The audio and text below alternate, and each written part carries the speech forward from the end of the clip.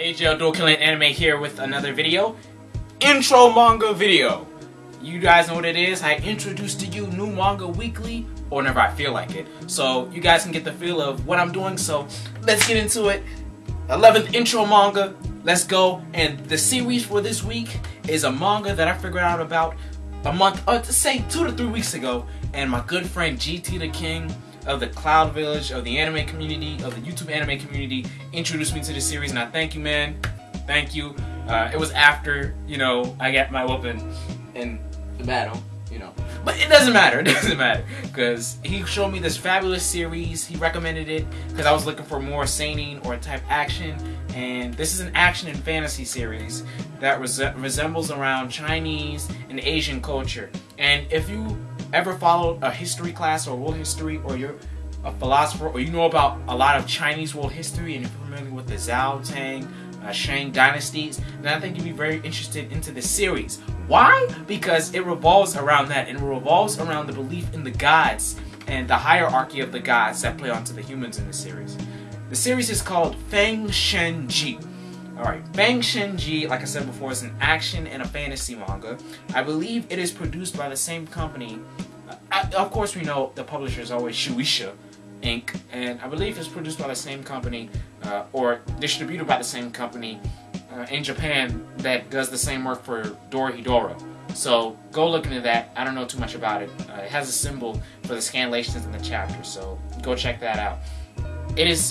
The mangaka is Zhang Jianhe or something. It's Zhengjianhe. So, one of those Asian names. 3 words. 3 words. And this series basically covers about how Emperor Zhou, if you're familiar with world history, typically defies what one of the gods of one of the affiliates say. And when I say god of the affiliates or affiliate gods, we'll know about that much later in this intro manga.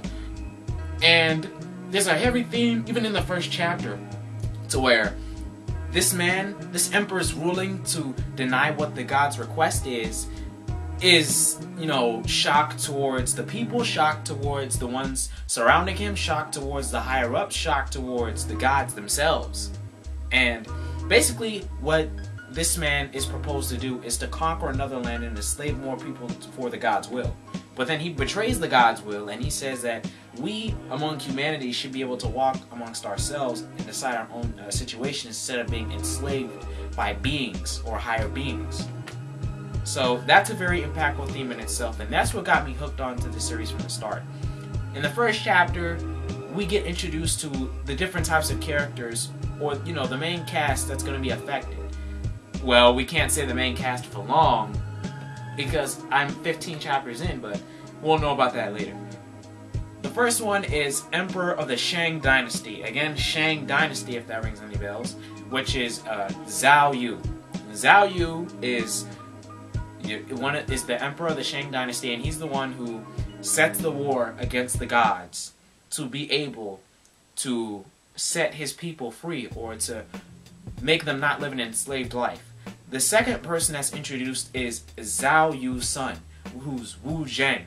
Wu Zhang is a misguided boy who believes he has a superiority complex towards the peasants and towards the people that his father rules. And there's an instance to where he abuses a peasant on the street, and then his father, sees this, and then he punishes him by giving him lashes over and over on his back. And we can see that, and the boy still, to this day, doesn't know why his father would do that towards him. And he has this inner hatred towards his father due to his adolescence of not showing contempt towards those that have less than him. Alright? That's character number 2. Number 3 and 4, they're introduced together, is Daiji and Ziyu. Ziyu, like Zhou Yu, they're brothers. And basically, this is a much more dark, I wouldn't say dark, but a much more mysterious, quiet, silent swordsman type character who says little but means a lot in what he says. And he's introduced talking with Daiji, who Daiji is, hint hint, Zhou Yu's wife at the time. And Zhou Yu has a specific significant ability to predict what happens and to foresee what type of fortunes that happen. And Zhou Yu is a pretty much prevalent character when it comes to No, I'm sorry. Daji is a pretty much relevant character when it comes to Zhou Yu's fate and Wu Jin's fate, and the fate of all others inside of this series. When we look at other characters, we have Emperor Wu. Yeah, Emperor Wu is the abiding force that goes against the Shang dynasty because the Zhou Yu portrays the gods and doesn't want to accomplish their will. So the God's messenger decides to go towards the other emperor and to follow their will, and then thus the Emperor Wu sends his dynasty to go conquer, you know, the Shang dynasty. Yeah, follow me now. And it's interesting because it could be put on other levels, because this story so far has themes of freedom, has themes of destiny, has theme of inferiority versus superiority. It's great because there's discrimination on both sides, and when you see even the first 5 chapters, it's going to be it's going to be the rise and fall of humanity at the same time, because the series comes to a foot to where it shows a symbolic message, and it shows that even if you're human, even if you're less than a god, then you can still show that you can be on their level. And Zhou Yu accomplishes this greatly. It has a lot to do with the immortal phoenix, and you know how a phoenix rises from its ashes and then creates something else, if you ever heard of that. And it's more of how gods can be afraid or learn to fear those that they rule over. Like, say if you had a pet dog.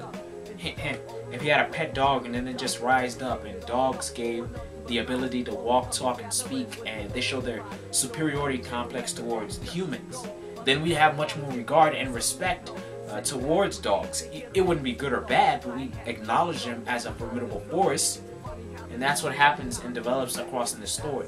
I say this highly because when you look at Feng Shen Ji, it covers historical aspects, and it covers biblical aspects, and it covers I want to say literary aspects, okay? And the literary aspects of it put a significant message into what humanity, our reality, could have meant back in BC or the early after death, or just our early times when people thought. And I think this series, Zhang Jianhei, the mangaka for this series, actually puts a great perspective and message for it. So go follow this series, go check it out. If you need a number of chapters which will make you get into it, do 5 chapters. That's it. If you at least put 5 chapters into this series, I guarantee you'll be following this series if that's your partake on it. Now, this series is seinen, and this seinen covers a lot of things. It covers, like I said, historical, literary, and biblical. Once you get those into your mind. The interesting fact about that is the push towards gods. Like I said, they're affiliates of gods, and basically these gods are put into sects, like a god of lightning, a god of death, a god of fighting, a god of fire, a god of wind, a god of psyche. And then there's this main god, like Tian, and Tian's just a boss. And I'm sorry, I already have like characters who I should cheer for and characters that I hate inside the series. That's how epic it is. Other miscellaneous comments I'm gonna say about it. This is a manga that isn't like others because it is all color. So if you realize, or you know, American comics, they usually come in color.